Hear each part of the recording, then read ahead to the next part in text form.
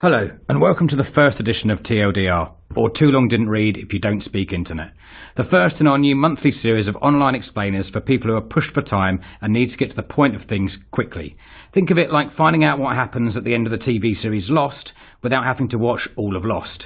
But even more rewarding than that. I know, that's hard to believe, right? We'll be taking apart a piece of overwrought lead gen jargon and rebuilding it for you in a clean, minimal style so that you can blag your way through meetings and emerge looking like a champ loaded with armfuls of great ideas.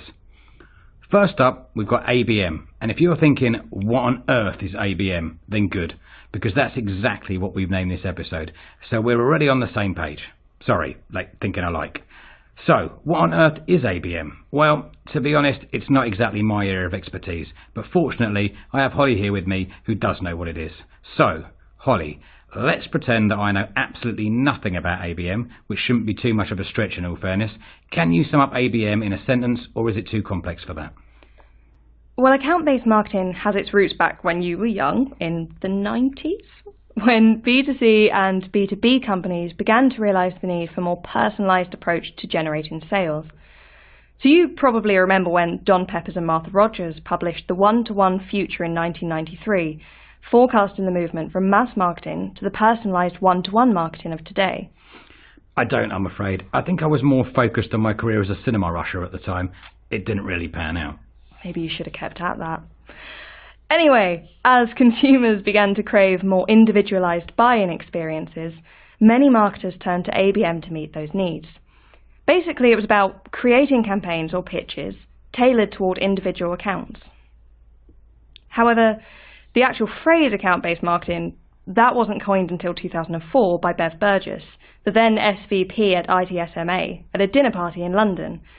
Though many companies had already been implementing the strategies in one capacity or another for years, it wasn't until pretty recently that ABM began to catch on, due to the B2B marketing industry's continued emphasis on demand generation and ROI, and the increasing number of vendors offering more robust and reliable ABM solutions.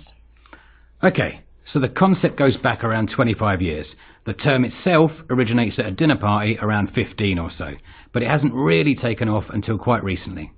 This explains why so many people don't really understand what it is, I guess. And by so many people, I presume you actually mean you, right? I know what it is.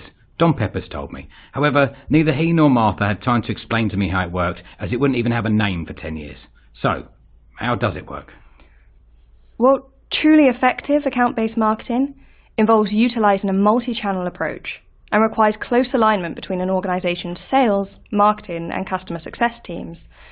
For the purposes of lead gen, businesses were looking for a more targeted approach to identify and engage in valuable leads. This began with lead qualification, company size, DM, industry, etc., but then developed into delivering personalised marketing and implementing target-driven sales strategies for specific accounts. For example, current customers approaching renewal, or upselling, cross-selling, or those currently using competitor products. Right. So that seems like a good way of going about things. Yeah. So why isn't everyone doing it? The concept has been around for 25 years. That's multiple lifespans in the world of marketing trends. Are you sure it hasn't already been done to death? Not yet, which is a small miracle in marketing where new trends last about as long as any carbs on my desk. The thing is, it was basically a bit like Relativity or Girl Power before the Spice Girls. ABM was great in theory, but we didn't really have the tools in place to put it into practice or prove its value. We're talking about multi-channel campaigns targeting extremely narrow criteria only 20 years after the internet was introduced to the UK.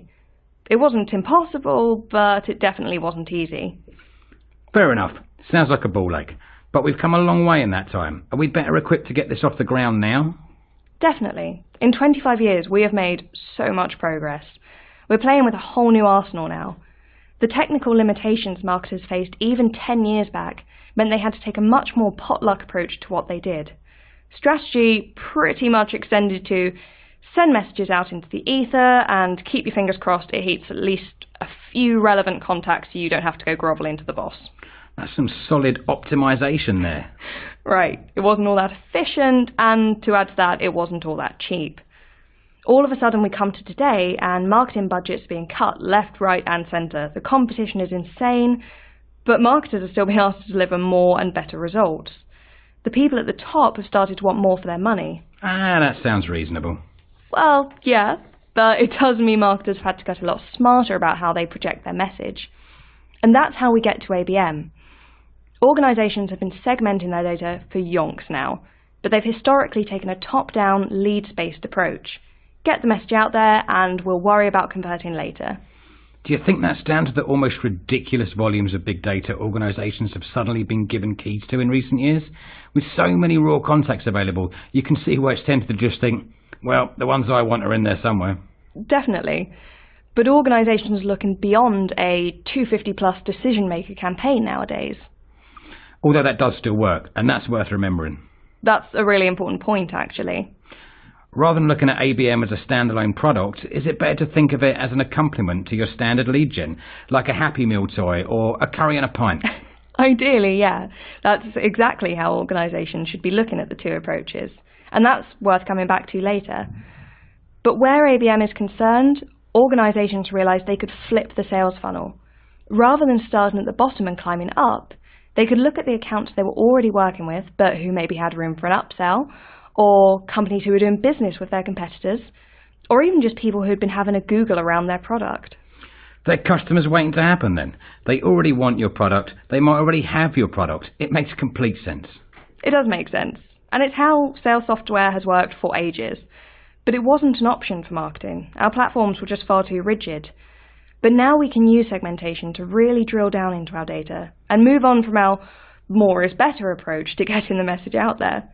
Computers could find those software buy-in needles hiding in the digital haystacks once we had platforms that thought in terms of accounts rather than leads. That's a real subtle analogy there, by the way. Thank you. The main thing about ABM, though, is that you can't stop there. Getting the data is just stage one. You can still blanket message that audience and come up short. With the tech available to us now, we can achieve next-level personalization. You can't just narrow down your data and carry on the same tactics as before. You totally can, sure, but ABM gives you the relatively rare opportunity to really speak to people on a one-to-one basis, because you've got 30 accounts with 300 contacts who are already interested in what you're doing, rather than 30,000 individuals who have never even heard of you. So, you've got time to tailor your offering to each one of those 300, rather than relying on a one-size-fits-all approach. Gotcha. It's making marketing more of a conversation, less of a billboard. And you're having that conversation on the platforms they're on, through the channels they use, and with the material they want to see, because you can actually track that behaviour now. Okay, well, I think you've pretty much covered what ABM is and where it came from. But why should and why are so many people using it right now? Well, one of the main reasons is that, like I said earlier, marketing budgets are getting tighter. Standard lead gen is a great way to promote your brand and your expertise. You can hit a wide audience, grow your reputation, and expand your database. And data makes the world go round. But when cash is in short supply, or maybe you need an immediate boost in sales, for whatever reason, ABM gives you the direct hits. I see. So in some cases, it could be more cost effective to determine which accounts are the best for your products or services before going after them, and then focus your funds on reaching out to just those people on the channels where they are active, be that on the web, on social media, or at events. Precisely. Not only that, but it also creates a shorter sales cycle. All too often the sales process can hit a serious speed bump when the time comes for prospective buyers to get internal buy-in. ABM solves this issue by getting the right message in front of the key decision makers at target accounts. Moreover, of course, this is going to lead to increased revenue, as you're setting up your sales team for more successful conversations with their buyers further down the line. Because by the time your sales force reach out to your target account, they've already been exposed to your company's messaging. And who doesn't like increased revenue? I guess in a way it's all about recognising collective decision making over the old idea that just one person decides what's a go and what's a no-show.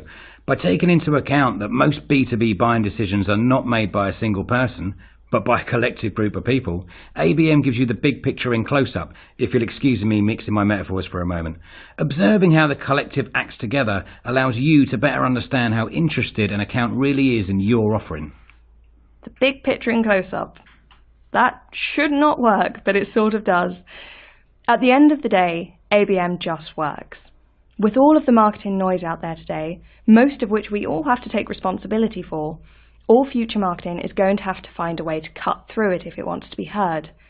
ABM is simply a way to remove some of that noise, much like noise cancelling on your headphones removes the guy on the train jabbering non-stop into his phone about what he's going to have for dinner so that you can focus for once on what you're listening to. Dinner. That pretty much takes us right back to where we began at Martha's dinner party. And I also believe that we're fast approaching lunchtime in the real world too. So let's get the TLDR on the TLDR and then go and get something to eat. What would be the top 3 takeaways from what we've discussed today? Well, I'd say, number 1, it's a targeted approach to identifying, engaging, and closing valuable leads prior to a sales call. Number 2, it could improve your ROI, which, hey, makes you look great to the people upstairs. 3, it will speed up your sales cycle. And 4, it's not always the best option. Wait a minute. What's number 4 doing in a list of 3? And what do you mean it's not always the best option? Well, there are times where ABM might not be the best fit for a business. Ah, right. Okay, well that sounds like something for another episode. And that sounds a lot like a teaser. Well, you've got to expect some actual marketing in a marketing webinar, right? I think we're done here for today.